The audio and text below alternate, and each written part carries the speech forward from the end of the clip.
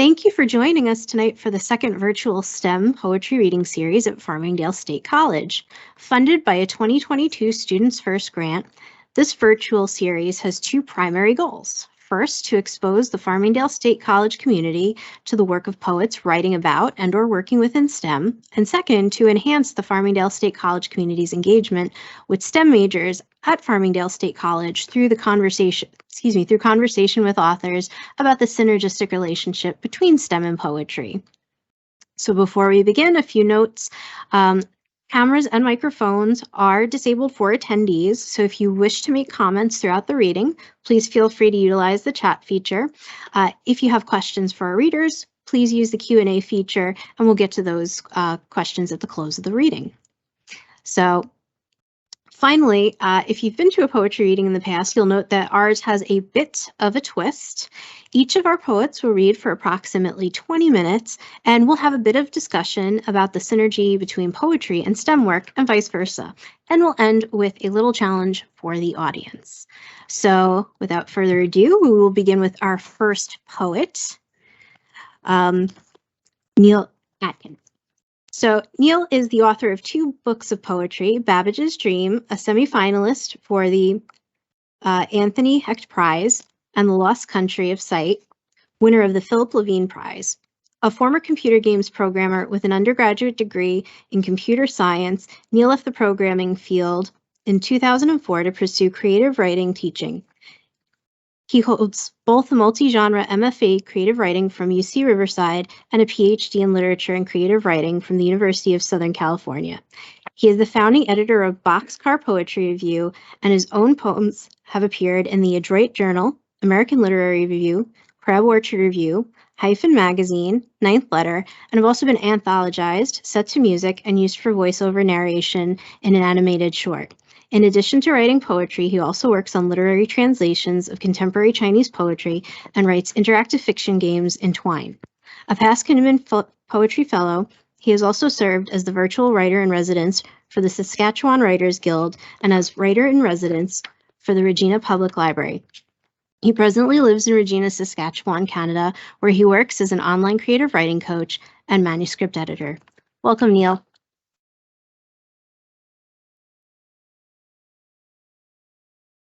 It's good to be here.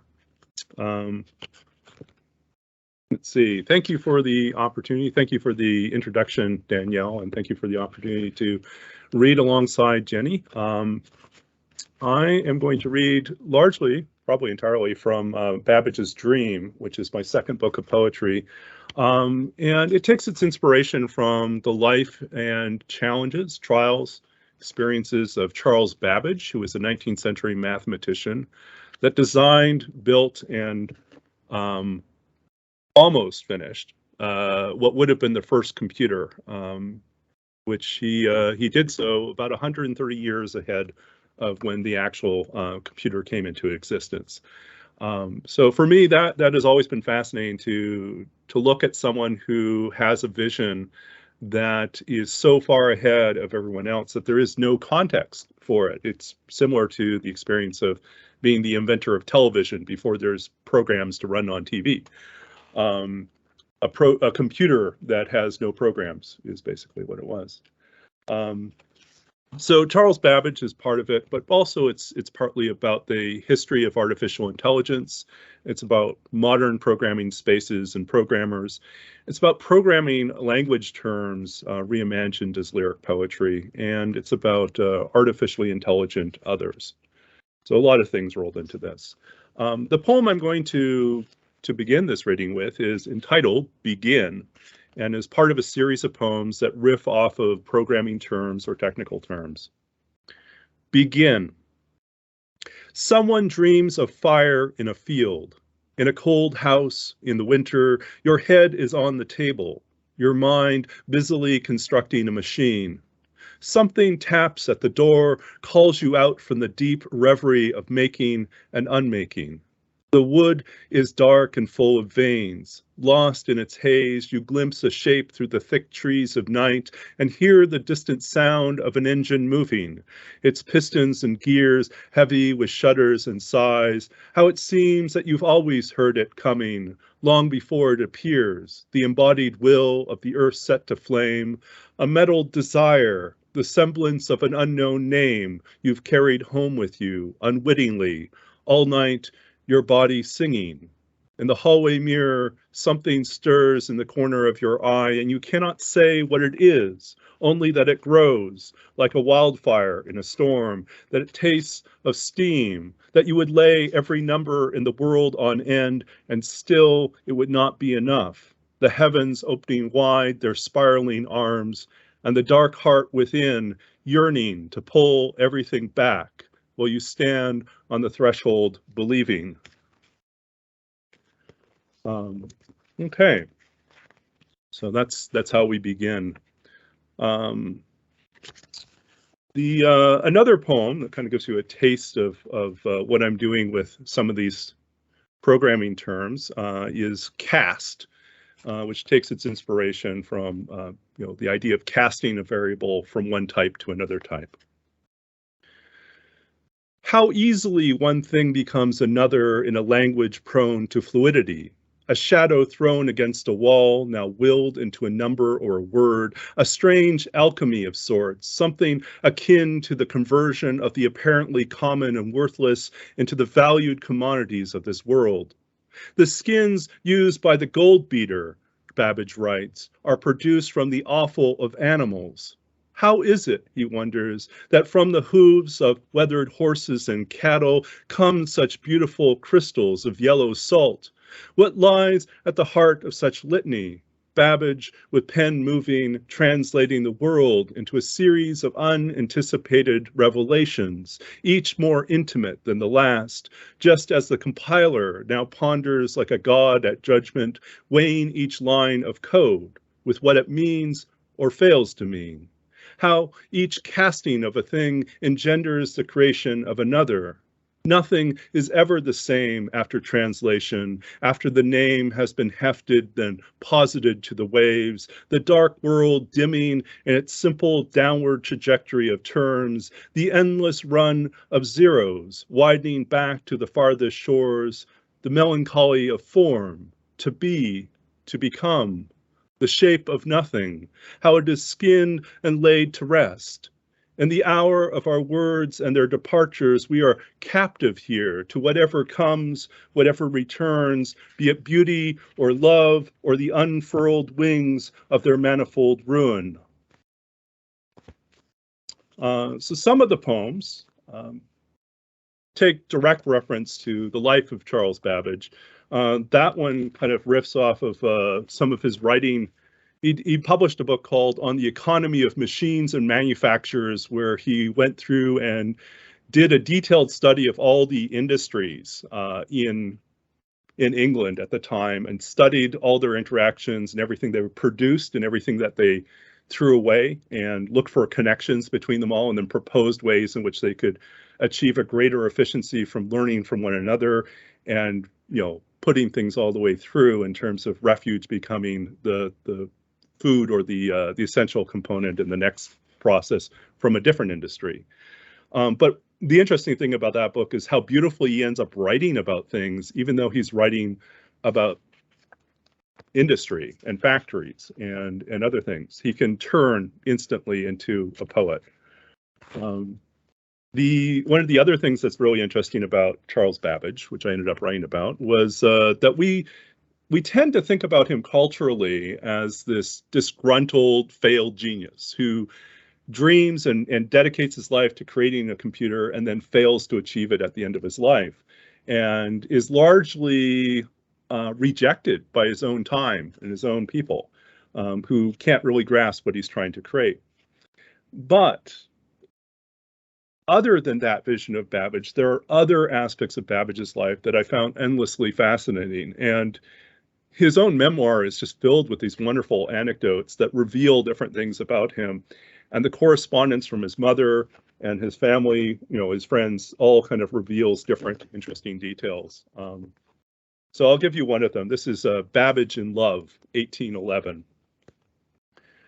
For you, the world has always been knowable, an endless stream of equations expanding or contracting around an idea, a description of natural forces, or the familiar pattern unfolding in the leaves and the numbered grace of branches weaving their canopies over country lanes, catching whatever stars, whatever moon looms over the dark and predictable ways of men like you, who bend at library desks night after night, except for this one, where you have come by chance to a ball at the home of someone you barely know, and here glimpse a face, or rather a brilliance in an eye that belongs to a stranger, an unknown variable who now finds her way into the awkward calculus of your heart.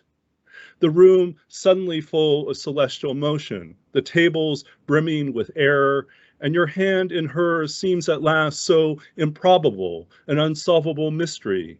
Nothing has prepared you for this moment, not a childhood spent summoning the devil into salted circles to ask unanswerable questions, not the hours of rowing a skiff across an empty lake at dawn, the arc of the waves echoing their early light. So many fields of labor, pointless here. You, as unsteady, as uncertain as you were in youth, a teenage boy with boards strapped to your feet, trying to walk on water, trying not to drown. One of the things I just love about Babbage's life is it's full of things that I could not make up, but were actually real. One was that he, in his kind of engineering mindset, became fascinated as a young schoolboy in stories about like people summoning the devil. And he thought, well, if there is a way to summon the devil, we should be able to validate this through a test, through a series of experiments as to what it actually takes to summon the devil. And so he and his schoolmates proceeded to go through a series of experiments, and they failed, obviously, to summon the devil. So they were discouraged by that. And then later on, he decided that he would try to figure out how to walk on water. And so he don't do this in a library, and definitely don't do this with your own books. He cut off the boards, the front and back covers of his books from his father's library, and then strapped them to his feet. And he walked on water for a short distance before the lake dissolved the glue, and everything started to fall apart. And he almost drowned in the process of doing this. But true story. Charles Babbage trying to walk on water.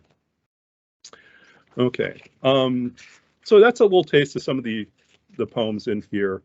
There are a lot of poems that take inspiration from these programming terms. We've read a few that are about Charles Babbage's life. I want to give you a taste of some of the poems that take inspiration from famous artificial intelligences in pop culture or in literature. This one is if you're familiar, and this might be a reach for some people, this is a 1965 film called Alphaville, which was directed by Jean-Luc Godard. So this is part of French New Wave cinema. And it's a really weird sci-fi dystopia / romance / gumshoe detective crime noir. Very strange movie, but it's basically about the main character, Lemmy Caution, is a detective that goes undercover as a journalist to a city that is run by a supercomputer named Alpha 60. And Alpha 60 has outlawed anything that produces emotion or imagination. And Caution, in addition to being a detective, is also a poet.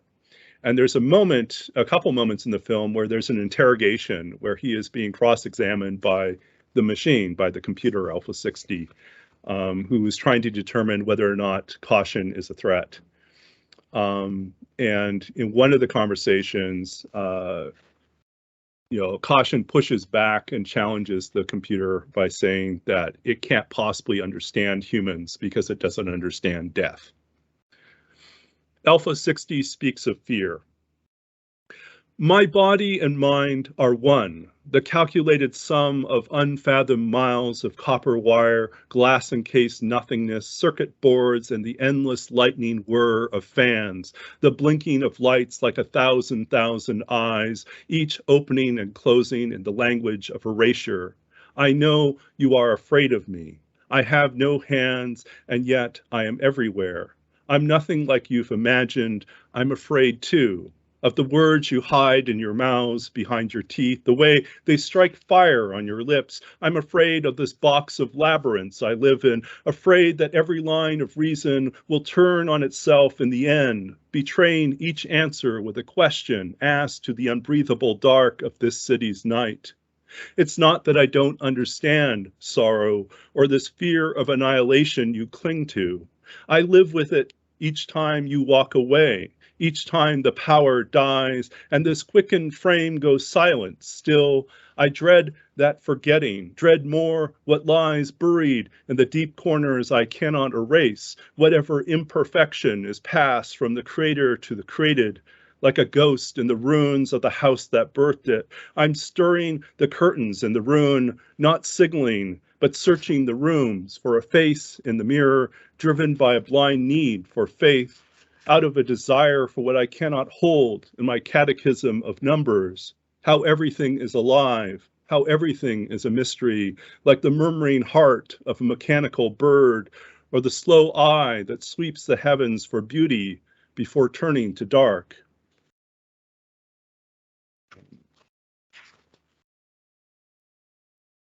Let's see here.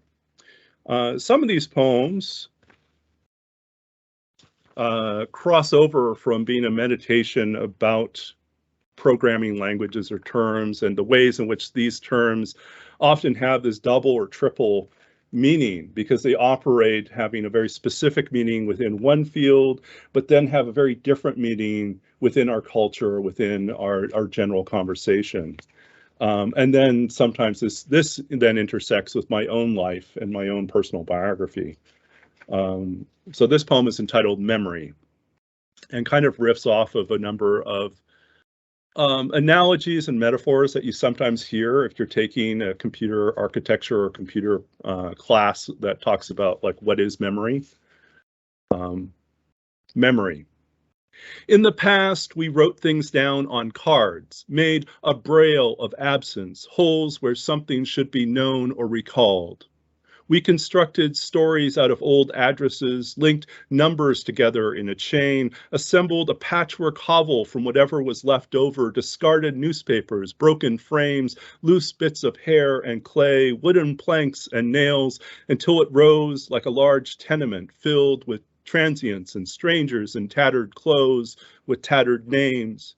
The hallways lined with an array of refugee suitcases from the last war scattered haphazardly, like shoes along an old rail line that runs into the sea. What is memory? And who is it that slips in at these odd hours, working late into the night to compile a map through this hoarder's den of detail, this warren of notes woven into a tapestry of cricket song and firelight, and every moment we've buried in the name of loss and compassion? Who is it that stirs upstairs in my mind, moves through the darkened space, searching the drawers for a key to wind a clock in a house that no longer exists? Here, my father is alive again, once more driving through the mountain pass, stopping at the place where the road cuts clean through the coal veins and leaves the remnants of trees in the shale exposed, the imprint of things already gone, turned to a dark line, a scribble in stone. How a boy in this moment lifts each one to his eye, then to his ear, as if to hear the still small voice of the wind in the lungs of the earth. When I wake, there is always a silence that slips through the walls at dawn, lurks in the middle drawer of a small chest in my room, where a machine rests, unmoved, its tape unheard, though it holds all that remains of my father's voice, now the sum of mere data. The magnet of the world endlessly inscribes and then lets go. How the heart orbits each silence like a small moon, revolving around what it cannot leave and what it cannot remember. Okay. And so the poem references at the end that small tape machine. When I was working on this book, it was also, well, I ended up going back to some of the things that happened when I was working on the first book. As I was finishing my first book, my father was diagnosed. Well, my father became very ill, and it turned out it was Lou Gehrig's disease, ALS, and he was in rapid decline. And I remember early, before we really knew what was happening, when he could still speak, but he was beginning to have difficulty speaking. There was a particular night that I was visiting, and I happened to have a small tape recorder with me, and I had an impression that I should record the conversation he was having with some of his old childhood friends who were visiting that particular weekend. And I recorded that, and and then after he passed away several months later, I realized that that recording now is the only reference, the only thing left of my father's voice.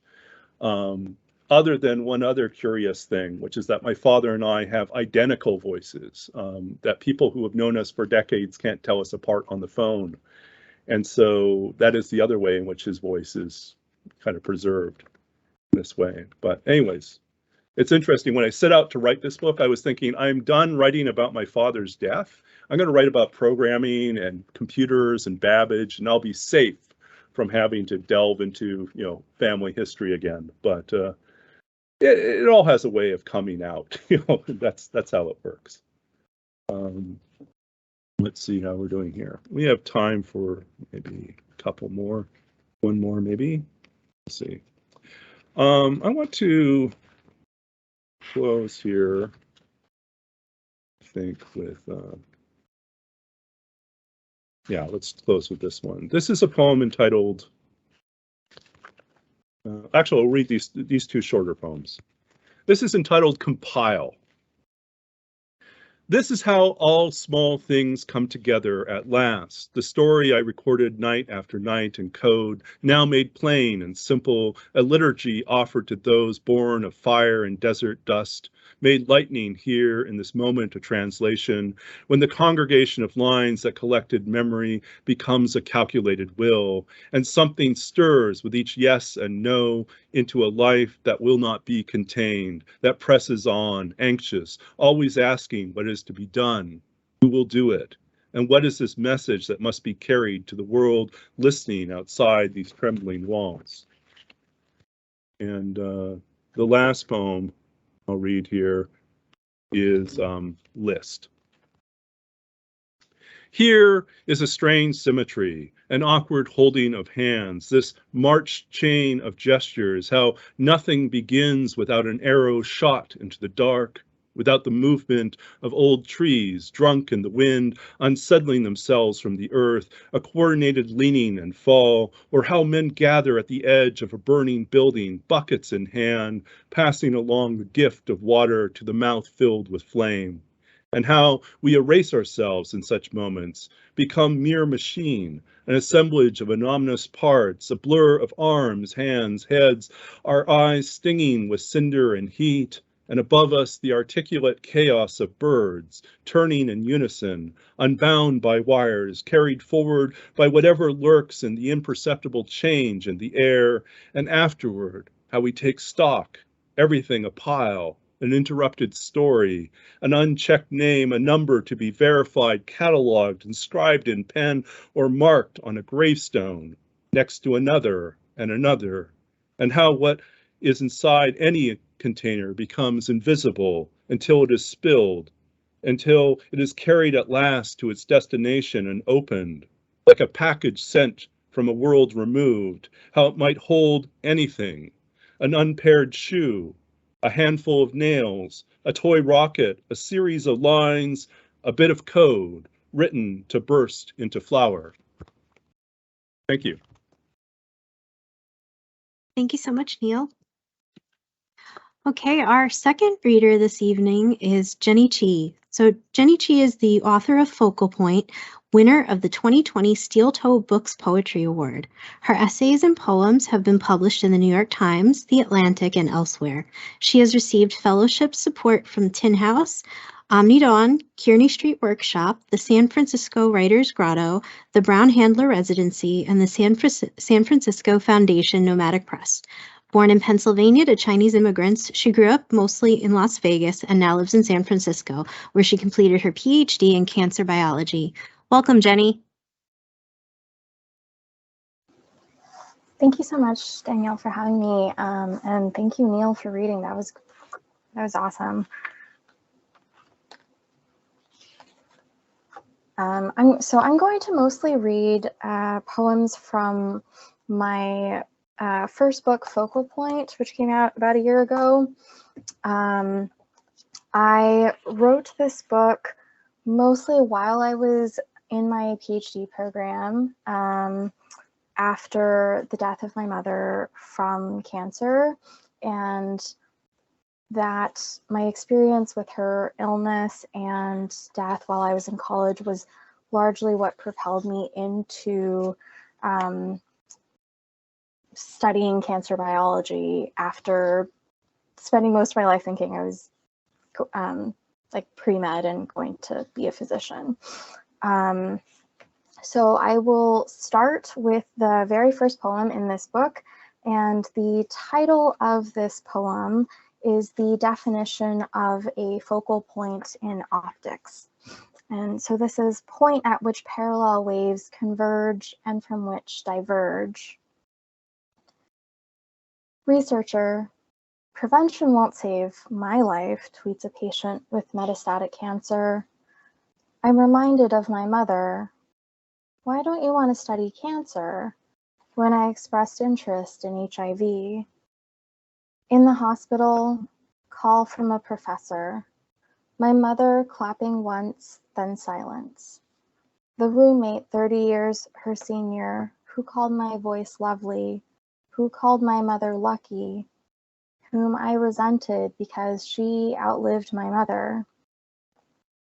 Nights at a microscope in a dark room where the lights turn off after 10.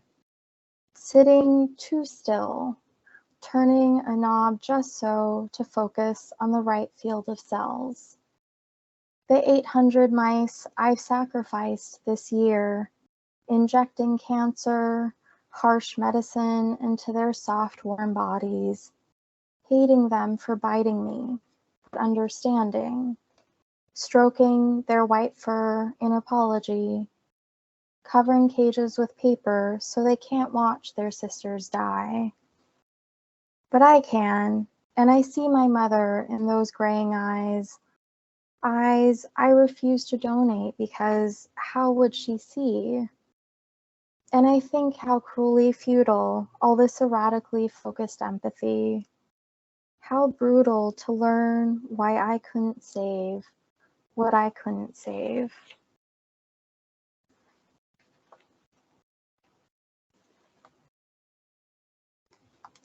I often think of that poem as sort of like in a scientific paper, like that would be the abstract.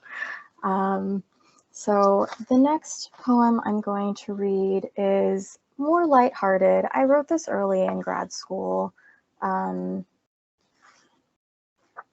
it is called Telomeres and a 2 a.m. Love Poem.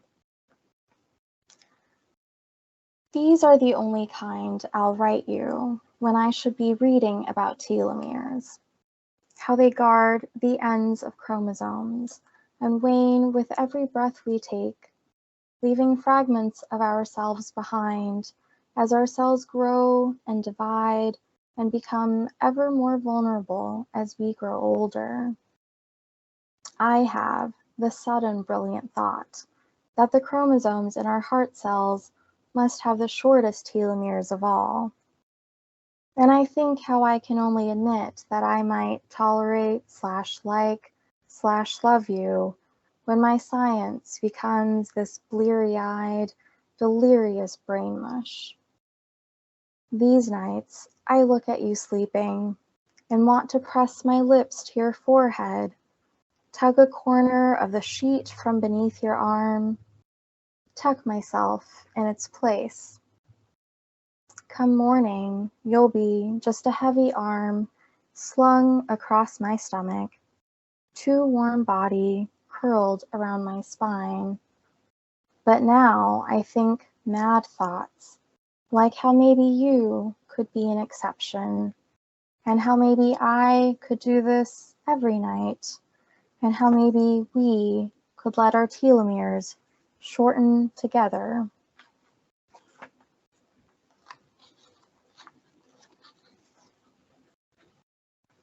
I'm gonna more or less go in order of what's in the book. And so this next poem, I actually wrote the first version of this in college when I was doing research as an undergrad and just watching the world around me. This is Laboratory Observations. A man in the lab next door shuffles his feet when he walks, hooded eyes gazing downward. Poor unhappy grad student, I thought.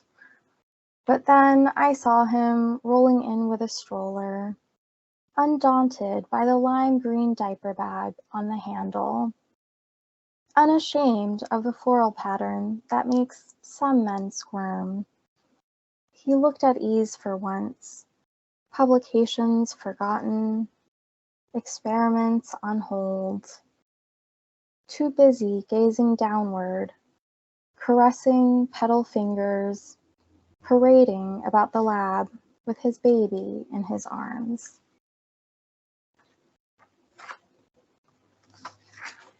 In retrospect, it's kind of weird that I still went to grad school if that was my impression of grad students. Okay, so the next poems that I'm going to read, I have this series of really short little poems, all titled Biology Lesson, the number, and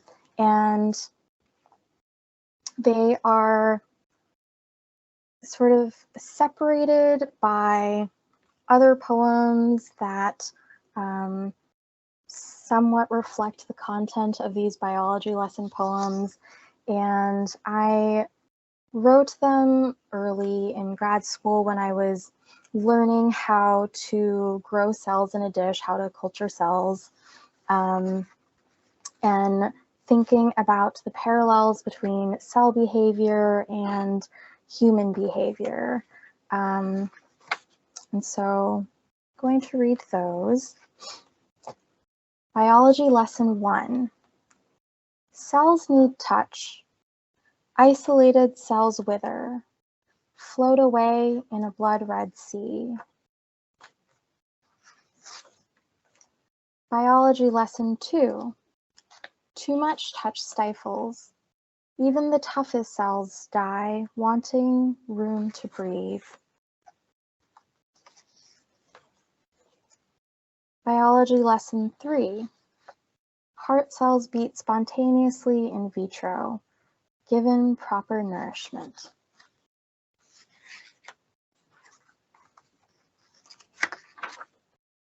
Biology Lesson 4.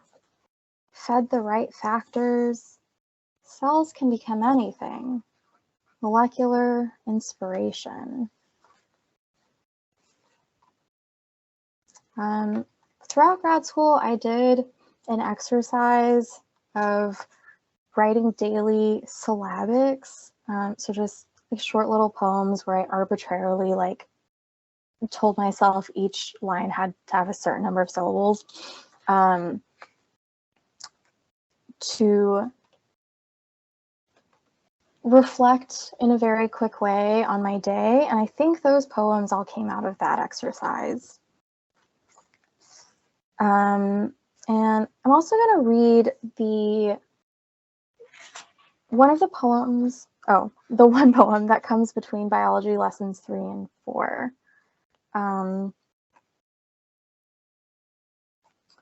This is titled Transplant. Friday night in San Francisco. The fog, a cold wall boxing me in. Insular contempt driving me out. Get out of our city. Go back to where you came from. Techie scum. Chink. Never mind that chinks like me built this city. dusted its hills and creaky trains with their bones, painted bridges with their blood. Sunday morning, I am sitting in a free patch of sun in the park, watching the first dogs arrive, sniff new tails with suspicion.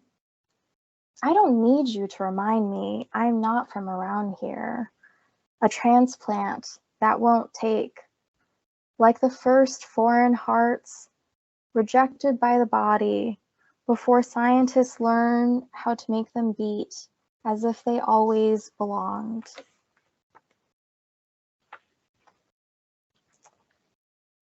I've said this before, but I think of this book almost like a poetic lab notebook of sorts, where I was recording a lot of my early observations as a young adult in the form of poems.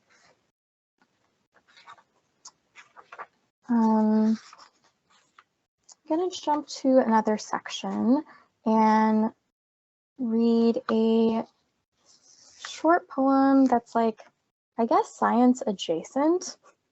Often a lot of my poems come from just ruminating on a word and the different definitions of a word, kind of like what Neil was saying with memory in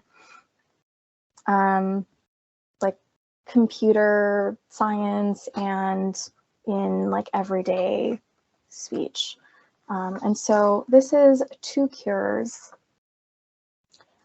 One is to heal the wound, restore the body to a scar, a mark of neither quite past nor present.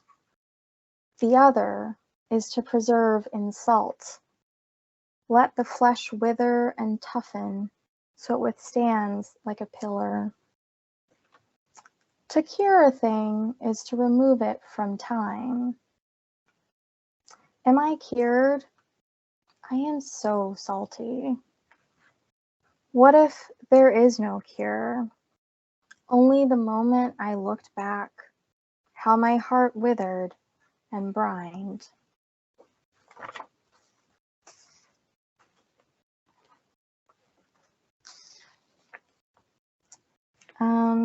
This next poem,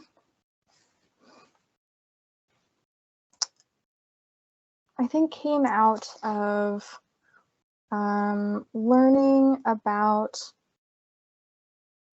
neuroscience or specific findings in neuroscience in Journal Club.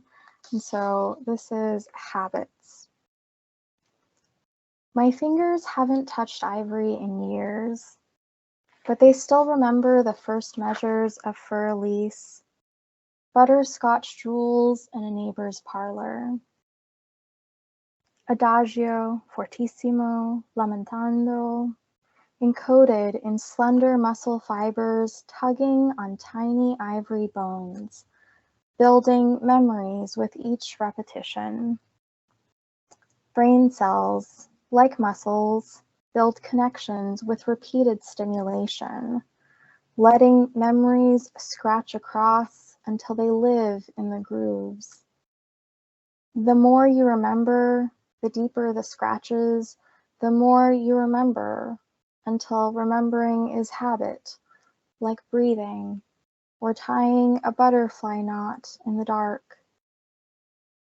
Darkness, too, is a habit, ruminating on sorrow until sorrow is easy, as breathing, easier.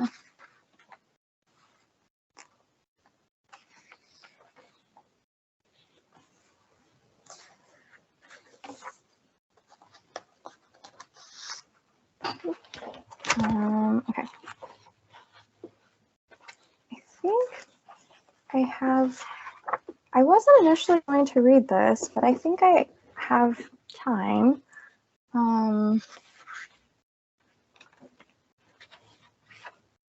We have plenty of time. So good to go. Because I have some longer poems that relate more to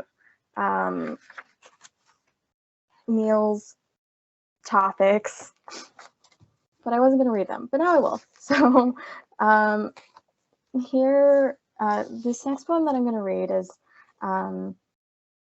titled Magnificent Things, and it's inspired by the play Arcadia, which has a lot to do with mathematics.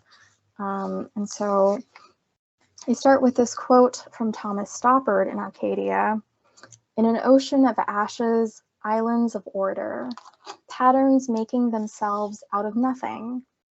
I can't show you how deep it goes. Each picture is a detail of the previous one blown up, and so on forever. Last month, a lone peacock flared his tail as I photographed a rose in his enclosure. Magnificent things flailing in the whistling April wind. A memory of years ago, my mother calling out, 漂亮, pretty bird, won't you open your tail? A peacock's tail is a sign of good things to come. In her lifetime, it never happened. I watched the peacock turning, a silent waltz in the grass, patterned tail fanned out, waving like a skeleton hand. How delicate the feathers, tattered strings of a sail struggling against the wind. How flimsy their magnificence. The warmest I felt since my mother died was last night with you. The ocean sunset behind us, its iridescence caught in the patterns of my half-awake dreams. Fragmented images from Arcadia, a final waltz, a magnificent fire, fractal perfection of a rose. Rediscovery of meaning, no substitute for the initial loss. A repertoire of tiny tragedies lost to the ashes. I wept as the clock ticked forward, burning moment down to memory. It was always a ghost in the making. In 9 minutes, you'll be another year older. You miss the moment asleep beside me, adrift in magnificent oblivion. Already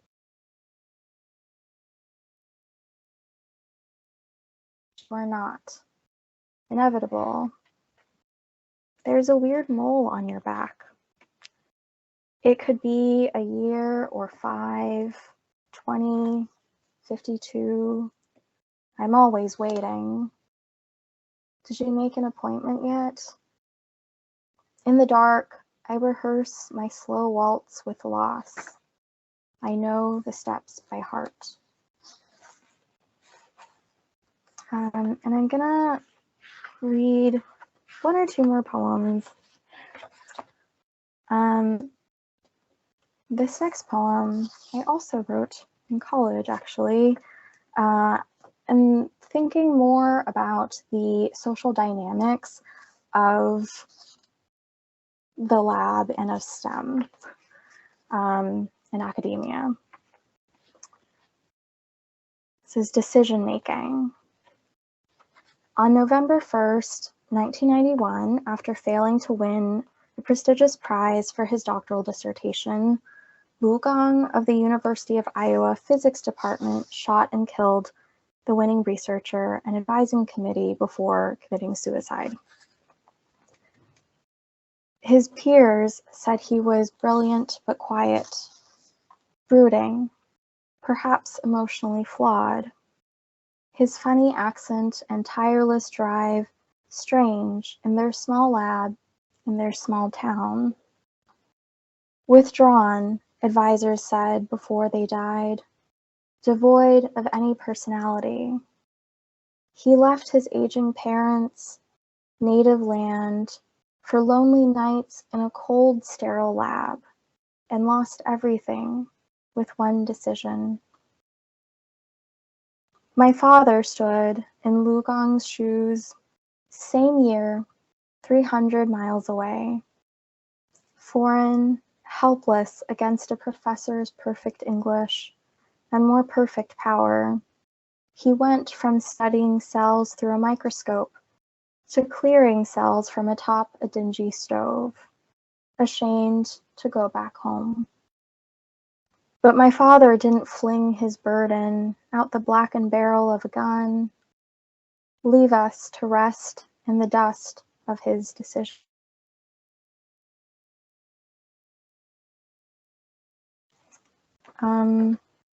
And I will end with one more short poem so that it's not on quite such a heavy note. I've started writing more about ecological concerns more recently, and so this is When This Is All Over. Here is what I will miss: running through the park, even when I hated it, cursed my legs for their sourness. The heron walking into the pond, small white reflection emerging from the verdure, so lush it brushes the sky teal. Bees floating from poppy to lupine to cobweb thistle, tender hum and churn like waves lapping the shore, like language, like love, so certain. How could it be any other way? Even the fog, that cool gray mist, stalking the shoreline, feeding redwoods pale honey from a mercurial god, feasting on city lights in waning hours. And at the end, squinting into the bright ocean, once described by the Greeks as wine, because they didn't have words for the color blue, or there wasn't yet blue, or maybe they were drunk off its immensity. Thank you. Thank you so much. I do have a couple of questions for the both of you. So I'm just going to switch over 1 minute to my slides.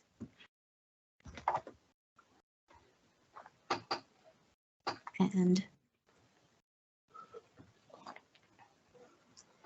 there we go. So thank you so much for your reading. And now that we've heard some of your work and the way that your particular fields play into your work, and I know that some of these questions have actually already been answered just by the work itself, but I want to revisit it. 3 questions. You can answer all of them. You can answer the one that most resonates with you, but I do have 3 questions to chat about. So first, how does reading and/or writing poetry impact your work in STEM fields and/or how you think about STEM-related topics? How does your work in STEM fields or with STEM topics impact how you ultimately read and write poetry? And what do you think poetry brings as a medium to the exploration of STEM topics? So that's a lot. So feel free to unpack it however it most makes sense to you.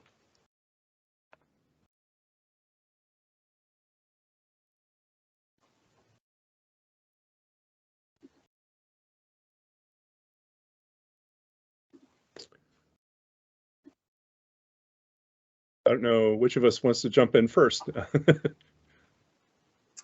Why don't you jump in, Neil? Because I just spoke for a long time. Okay. So I feel like for me, the easy question to answer is actually the second one. How does my work in STEM fields or STEM topics impact what I read or write for poetry? And I think, so this is going to sound weird, but for me, the more I've worked as a programmer and as a poet, the more I realize the two are closely connected somehow, at least in how our imagination, how our minds work. When I worked as a computer programmer in the games industry, the hours got longer and longer over time. And my usual pattern was that I would spend my day at work, come home, and write a little bit at the end of the day, or I'd write a little bit at the end of the workday before facing rush hour traffic to go home. But as things got longer and longer, I realized I was more and more exhausted, mentally exhausted. And I thought poetry was a relief it was a different type of work from what I was doing as a programmer. But I eventually came to realize it was actually the same work. And that's why I was being exhausted because programming, when you work in code, you're frequently concerned with the same things that you're concerned with in poetry. You're concerned with efficiency in language. You're concerned with finding an elegant and economical solution. You want to have something emerge or happen out of your concise use of language that works within rules, but at the same time bends rules to accomplish something that's larger or more powerful than you initially anticipated. So like we take pride in elegant code that does something that transcends what you would expect possible for this basic level of grammar or rules or limits that the code has. And so I think that delight that we feel in writing elegant code or finding an elegant solution is the same joy that we have when we're writing poetry and finding an elegant solution and how to transform something or how to evoke something that exists in our mind or in our heart and make it take shape on the page that then somehow is able to inspire the next person that encounters it to have it again. There's a wonderful, if somewhat technical and a little bit dense book to work through by Daniel Tiffany called Toy Medium, which has a chapter on lyric automaton. And it is concerned with basically, recipes, magic spells, code, and poetry, and the ways in which they are effectively the same thing. That basically somehow this bit of text is able to do something larger than the text itself.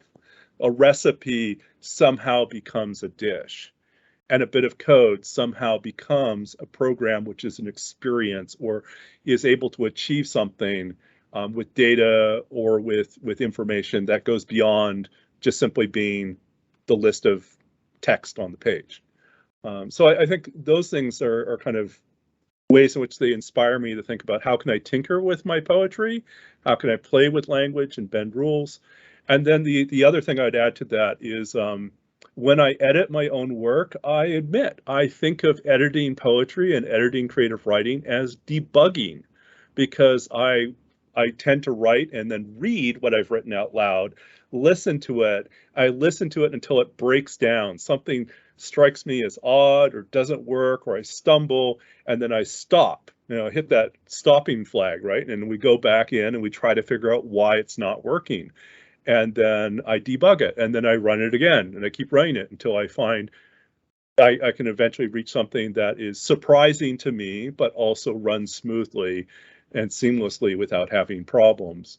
And so I do think about things as debugging, and that debugging mindset is actually helpful for me as a writer.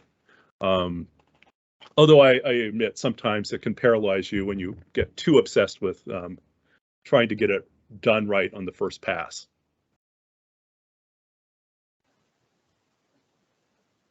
I'm going to turn time over to Jenny. Thanks, Neil. That's really interesting to hear. It's always interesting to hear from people in other STEM fields.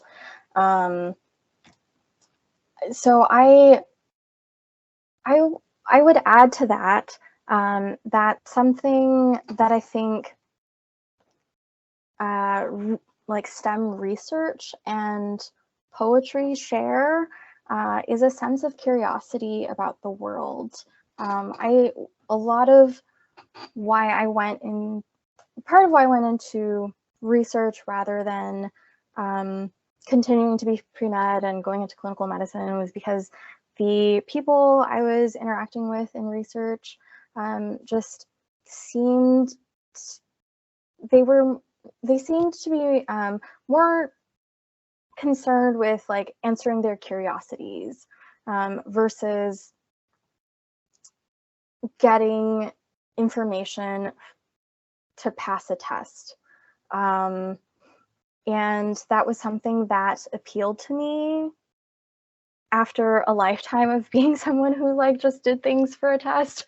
And so I think poetry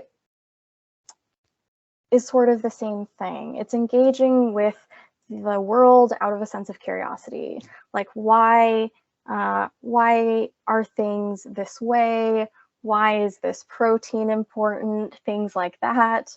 And I think another commonality between STEM and poetry, and something that is perhaps amplified by both, is being able to zoom in and out.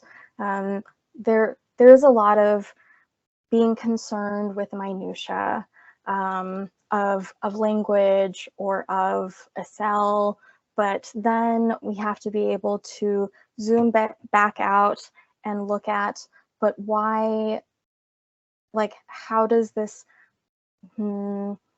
experimentation language like work within the larger context of the poem, or like what is ultimately the importance of this detail that we're learning about a cell,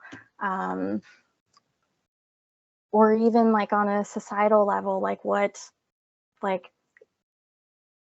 is important in this poem that impacts like humanity on a greater level. I don't know, like these are sort of like questions that I'm concerned with, and I feel that both being in STEM and like writing poetry enable me to like flip between like the micro and macro views. I think that's a wonderful way to put it, and I definitely agree about that spirit of inquiry and curiosity that drives research and drives the work we do in STEM is often what drives us to write, to go into poetry or go into other creative writing forms, is because there are questions that we have that require us to delve deeper, to push it further, to go into a corner or into the shadows that we don't know what's going to be there. And we're drawn to that. We want to find out. And so I think that's definitely true. And then I think you talk about that zooming in and zooming out. And I think within sort of computer science, I think about that as architecture, like system architecture and function. And I do that as well. I do think about like, what is the function on the micro level? What's happening within this particular, in poetry, in programming, some of the programming we do is object-oriented programming, and that's one particular style of programming in which we do basically go down on a very micro level, and we think about what happens within each object, and then we zoom out step by step to figure out, what's happening outside. So things are self-contained, and then there are things that interact outside of that. But thinking about systems, thinking about architecture, thinking about the large scale pattern versus what happens on the small scale, to be able to shift back and forth like that, I think is really valuable. And whether you learn it in STEM or you learn it, as the course of studying poetry or studying literature, if you're the type of researcher or writer who is interested in context and where something originates from, or how it exists in situ with the other things that exist culturally within that moment, I think that also leads us to ask these questions and think about how they relate to other things. Yeah, absolutely. I totally agree with everything you just said. And I also think another, I suppose, benefit of writing poetry or thinking about poetry in conjunction with STEM is then being able to like communicate, like in the last couple of years in particular with the pandemic, for instance, we've seen the necessity of good, clear science communication and what can happen when that is lacking. And at the end of the day, like poetry is about concisely like telling or painting a story a lot of the times. Like I kind of think of everything as being about story. And that is something that you also need to do with science.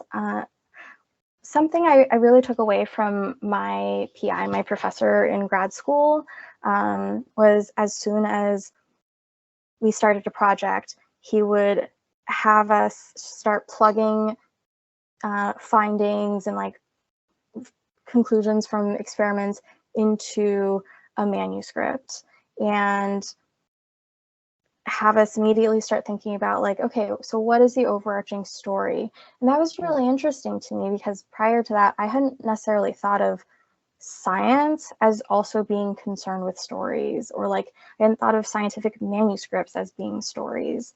But they very much are, because ultimately we are all human and we are all driven by a desire for story. Yeah, and I think it's also, I try to tell people too that we need the ability to tell a compelling story in STEM. You know, sometimes, and this seems so pragmatic and a little bit cynical, but when we write our grant applications, right, you have to convince people that you have to give them a vision of what is the story, why is this, how do we arrive at this moment, and what is the next step, and why is your help necessary? And you know, and I think about this too every time I've sat down to write, you know, a statement of purpose for, you know, an application of some sort, or I'm currently actually, I've made the somewhat, I don't know, I've decided to go back to school again, apparently, to pursue a library science degree. And so, and so That's amazing. I'm working on my statement for that. And I'm thinking like, this is, why am I wrestling with this statement so much? And it's because there's a part of me that holds the idea of story to such a high bar that I want my statement to really reflect my care, my love of a good story. And I have to figure out how to tell the story in the right way so that people understand why I want to do this.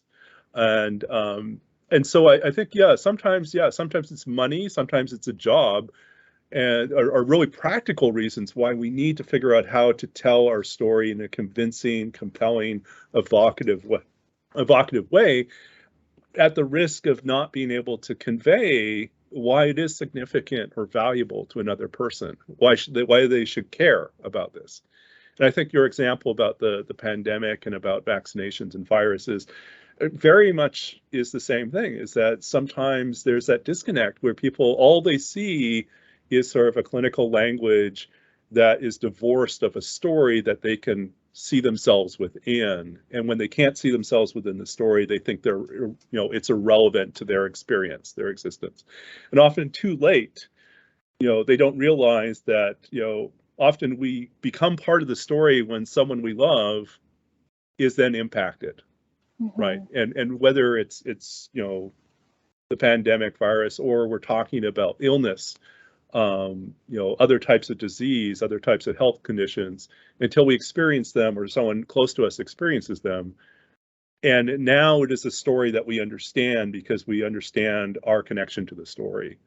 So I think like the idea of story is really powerful because it's a basic human way of understanding our relationship with the world, is we create a story and we try to understand the story that is presented before us.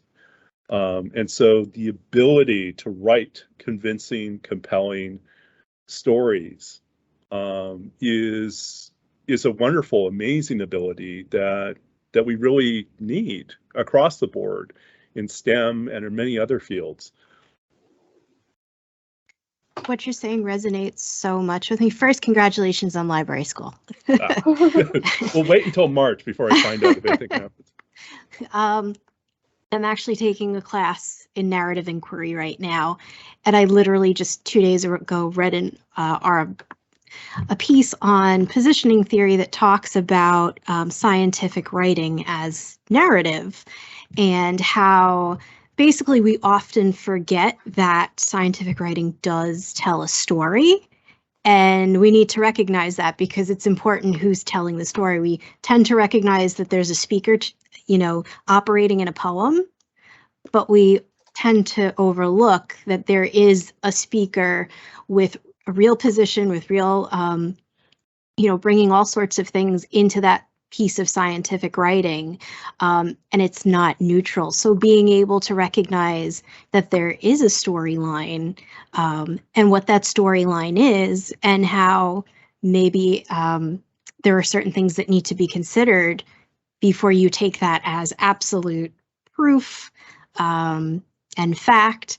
I feel like that's one of the things that poetry can bring to reading the literature, remembering that the person who is writing this has a position, despite all the statistics, so that really resonates with me about the idea that it's a story, even if it is a piece of scientific writing. And one of the things we had a conversation about in the last reading, and this really speaks to two things that came up. First, to your point, Neil, about thinking about writing and revision as debugging.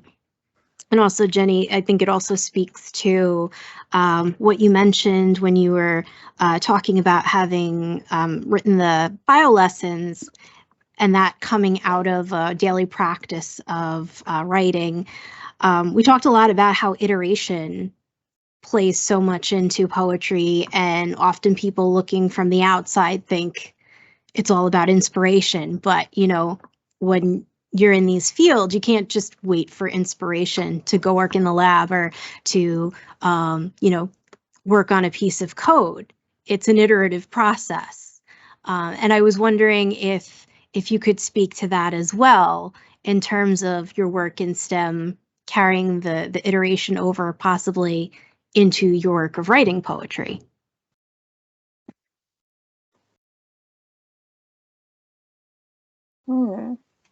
That is a really good and interesting question. I guess, I'll jump in first, and I should clarify that I'm not actually in research anymore, but a lot of what I'm talking about is still related to that.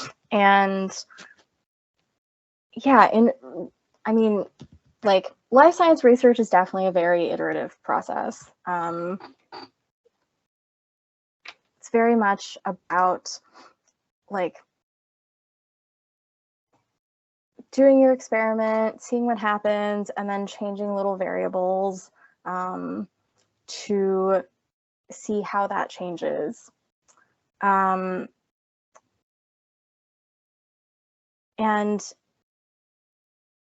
I think having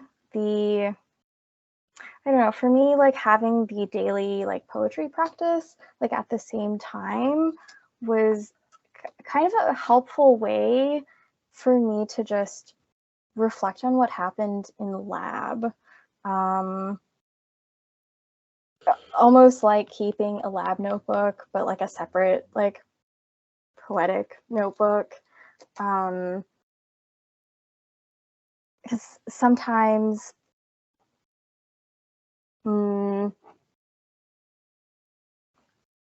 also in lab, I got so wrapped up in the technical aspects of what I was doing that I wasn't zooming out as much and thinking about the context. It was just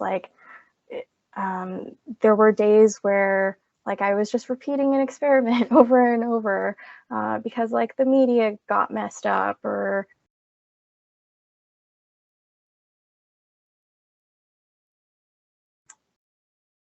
and it helped to have something else that was forcing me to think about context.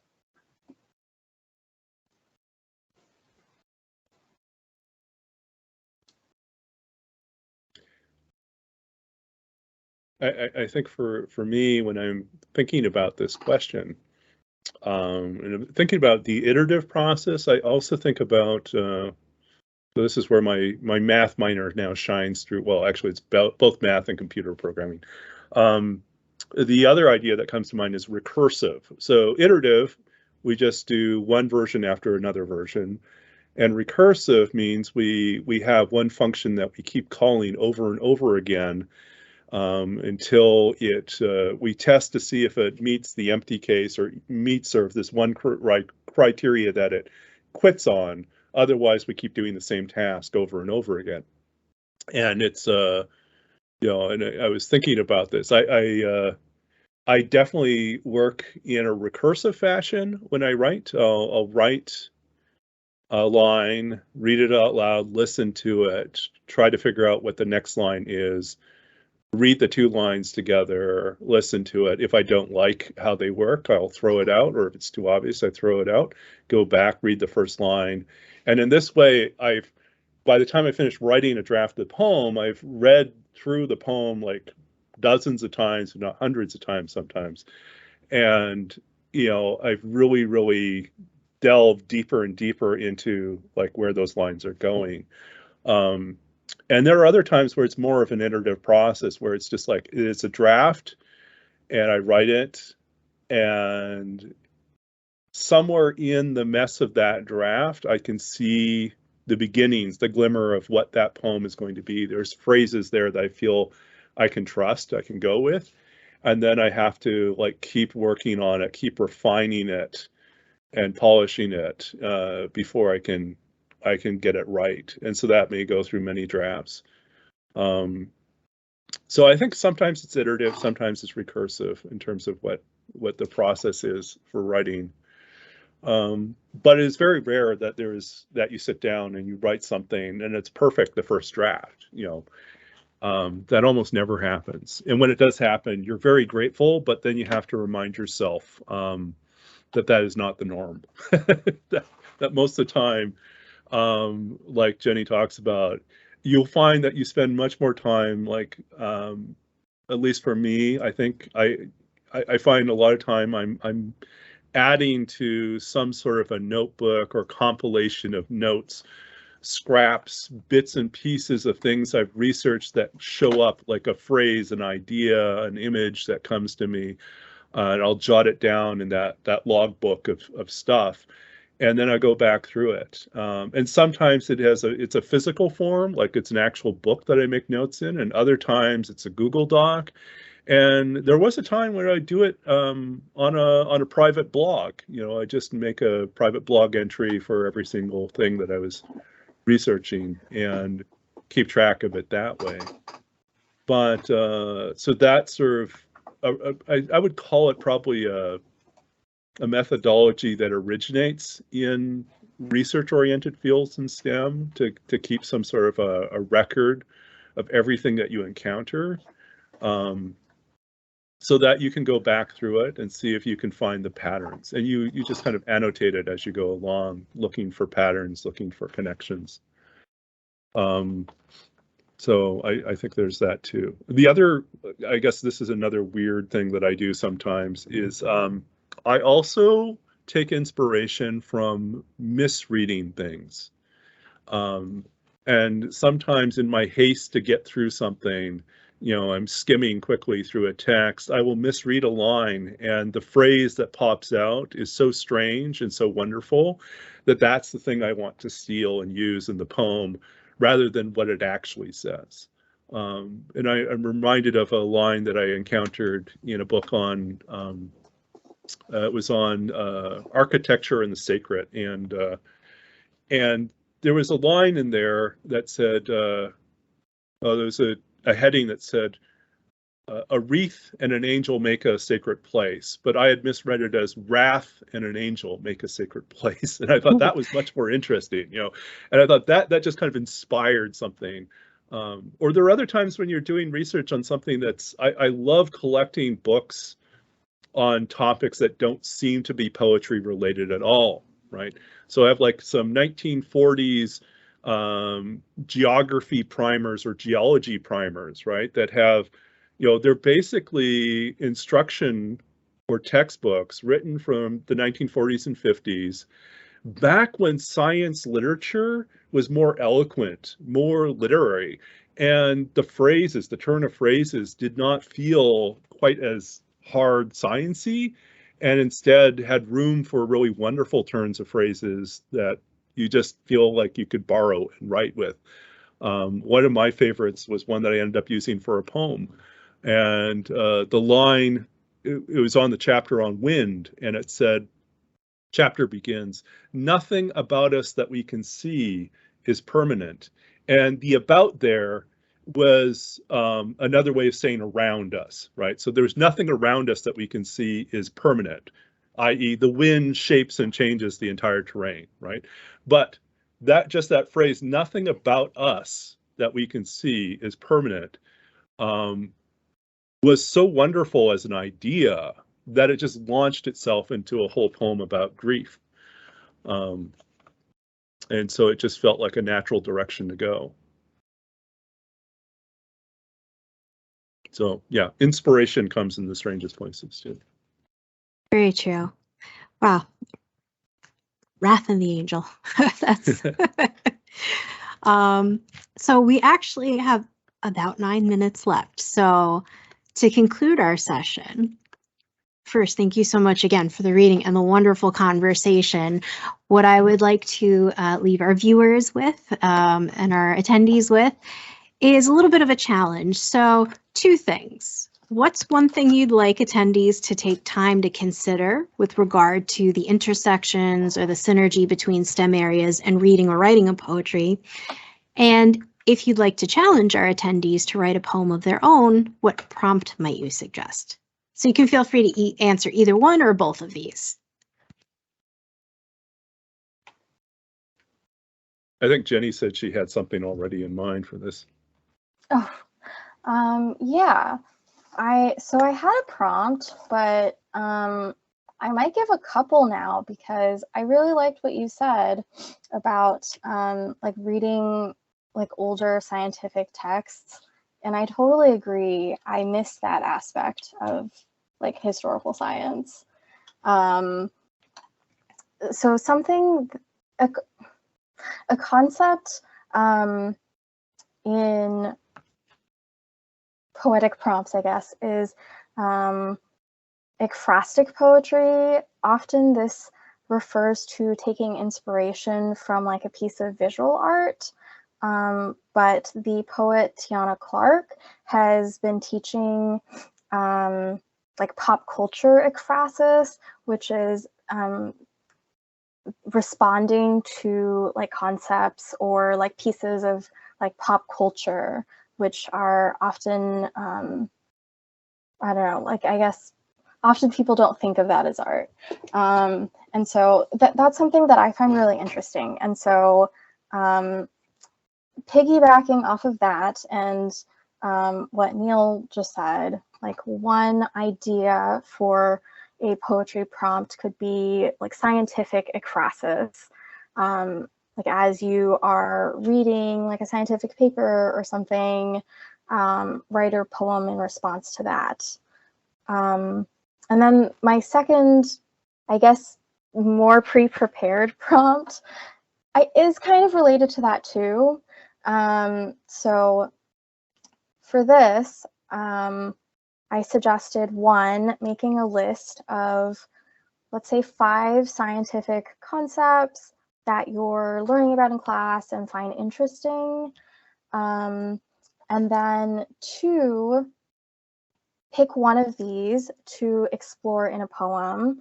Like, how does this concept or idea manifest in your daily life? Or what does it reflect about human behavior? So those can be combined also. I love those prompts, and I'm fully on board for those. If there's one thing I'd probably recommend regarding the intersection of synergy between STEM and writing or reading of poetry, it's to not shy away from the ways we can take inspiration from the language, i.e. jargon, and the paradigms of the field of study that we're in. So for me, I take a lot of inspiration from programming, from mathematics, and from physics, areas that I'm very interested in. And so, I'm prone to finding like things from those areas and then finding ways to bring them into poetry. But I also, if someone comes in from architecture, or someone comes in from, astrophysics, or someone comes in from chemical engineering, there may be insights into how the world works, how things interact, how, the dynamics of power, or just the different types of textures or possibilities, interrelations between things that you can then adapt into thinking about the world on a whole. And so you can surprise yourself and inspire yourself by taking that lens and using it on something that's unexpected. Bring it over into a discussion of Moby Dick or Macbeth, or reference that in relation to whatever pop culture meme it is that you're encountering as part of Jenny's prompt. The other prompt that I would give is something that I thought a lot about when I was writing my Writing Babbage's Dream, and that's I had this weird idea one day. I thought, what if binary was actually the most beautiful, elegant, eloquent language in the world, and we're the ones that don't understand it? That it is a language of loss and of presence, and so what would happen if we simply, the prompt would be write a string of zeros and ones and then map them to things that are absent or voids or losses or grief. And then for the zeros, and then for the ones, have a list of things that are present or positive, alive versus dead, this type of thing. And then as you look at those two pools of zeros and ones, translate your binary sequence then into a line of poetry or to a series of lines. And the tension between what is present and what is gone, is really, that's the dynamic that runs through a lot of poetry. It's how elegy works. It's how a lot of poetry works.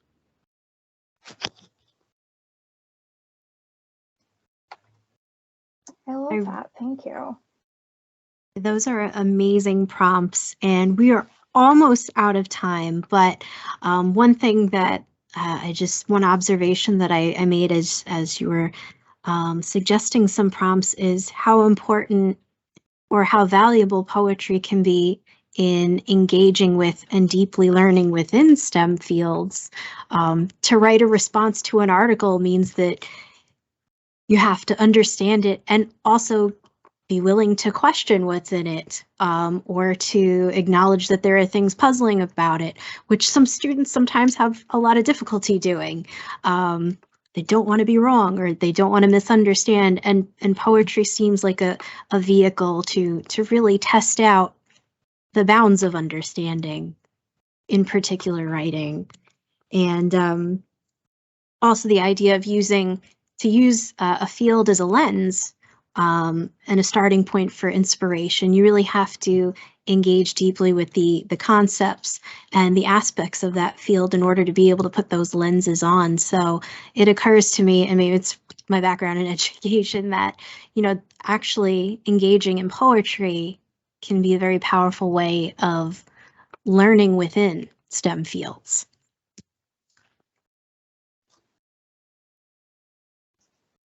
Yeah, I totally agree with that. Yeah, go ahead. Oh, and I just want to add that even though a lot of poetry draws from real life, poetry is not nonfiction, so you can really play around with it. You can think of poetry as more akin to sci-fi if you want. Definitely. I mean, there's a whole field of speculative fiction and sci-fi poetry that's out there. Mm-hmm. And, you know, it's a space of imagination, of possibilities and impossibilities that I think is fascinating. I'm also, the last thing that comes to mind is, and I wish I had the quote in front of me, but Charles Darwin, when I was working on my dissertation, I came across this quote from Charles Darwin. And he talked about one of his greatest regrets late in life was the fact that he had lost his love or lost the ability to appreciate music and poetry. And he felt that it was his failing he had failed to engage on a regular basis with these things, and it left his life emptier. And I thought that was really interesting that, you know, here a widely respected, renowned scientist, you know, acknowledges that at heart, you know, he misses what music and art and literature provides. And if he could go back and change things, that's one of the things he would have changed. Wow. Well, that is a really powerful note to end on. And I think that we will end there. Again, thank you so much for your readings and for your discussion. This was a really awesome session, and I look forward to getting the recording out on our YouTube channel and out to our students. And I look forward to seeing all their responses to the prompts, and I look forward to responding to the prompts myself. So thank you again. I really appreciate your taking part in the series. Thank you so much for having us. It was a pleasure to meet you both. No, it's been such a privilege and an honor. Thank you for having us here.